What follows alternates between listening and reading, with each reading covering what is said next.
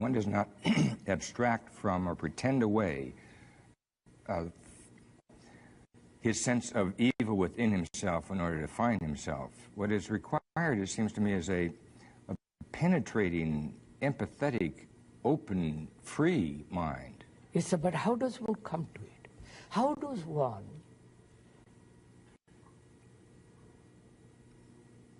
with all the mischief that one is brought up in or one lives in, is it possible to put all that aside and without effort? Because the moment there is effort, there is distortion. I'm sure that is true. Let's get stoned, okay? Okay? And look at verse 10. And have you not read this scripture? The stone which the builders rejected has become the head of the corner. If you look on top of the pyramid, you'll see there's no capstone. It's waiting. And finally, when all earth and all life understands, then the capstone will be put in place. There's none there now. So now you have the opportunity.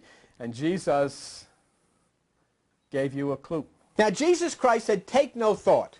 If your eye be single, your body will fill with light. Cast your net to the right side, the narrow way, enter within. When you pray, enter the closet and close the door. All of those things mean that you must be in quiet meditation where there is no human thought. Above the thoughts of the mind, you must find a place of bliss, of nirvana, of absolute silence.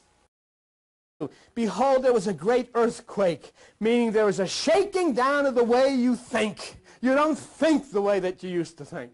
That's one of the things that Christians make such a mistake with. They say, there's going to be earthquakes. They're happening right now. In other words, I am shaken in the way I thought. All of the foundations of my previous religion and traditions have crumbled. I don't think that way anymore. I don't feel that way anymore. I'm concerned about nature. I'm concerned about dolphins. I'm concerned about children. I'm concerned about people. I want to put my arms around everybody. I want to join hands with everything that lives all over the universe. I want to touch a tree. I want to beautifully admire a mountain. I want to flow in a clean ocean. I want to be part one with all of nature. I didn't used to be that way before. And now I'm that way because there's been an earthquake. My consciousness has been shaken down. And it says the angel then comes down, descends from heaven. In other words, that angel, that inner impulse descends from the higher consciousness, comes down into your body and lifts you up. And now you have a new purpose. Now you have a new direction. Now you have a new understanding. Now you have new life. Why? Because you rolled the stone, the water flowed, the fire exploded within you, and now you are part of nature. We've gone through step by step through the Old Testament into the New Testament. See logic, whether you're turning the water into wine out of the stone, whether you're taking that which is the water of life or the fire of life, the Christ, and touching that by rolling the stone away. It all comes to you the same. You have it. You don't have to go to church. You don't have to read a Bible. The stone is in front of the tomb.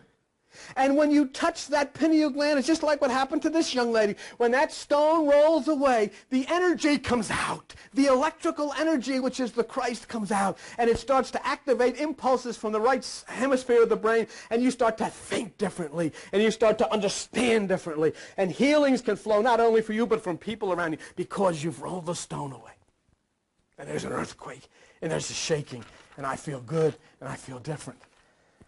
From the rock comes the water, the fire, the Christ, and it's inside of you right there. You were made that way. The little goose and the little dog have it happen naturally. You have to choose, will I roll it away or will I let the stone stay where it is? That's up to you. You make the choice. That's why Jesus Christ said, take no thought. That's why he talked about the single eye. Because your temple, remember Paul says, you are the temple. That temple of yours can be constructed only in absolute silence where there is no human thought. And the reason for that is human thought comes from your carnal mind, and that, according to Paul in Romans 8:7, is the enemy of God.